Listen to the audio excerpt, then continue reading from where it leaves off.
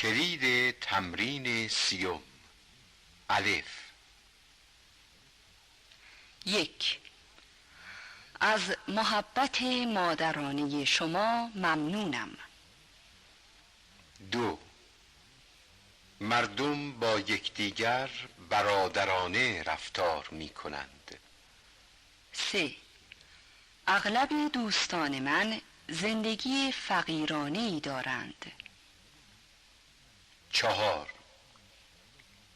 در یک ملاقات دوستانه موضوع را به او گفتم.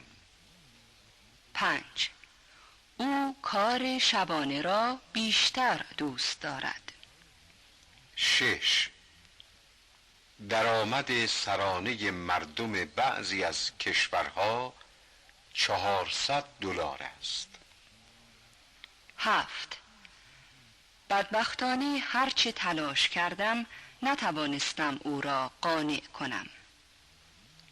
8. بعضی از کشورها سالانه در حدود 400 میلیون بشکه نفت تولید می کنند. 9. این کار عاقلانه به نظر نمی رسد. 10. رفتار استاد ما با دانشجویانش بسیار پدرانه است. ب. 1. سرطان یک بیماری وحشتناک است. 2. دیروز در جاده کرمان یک تصادف هولناک روی داد. 3. مرگ او یک ضایعه اسفناک است. 4.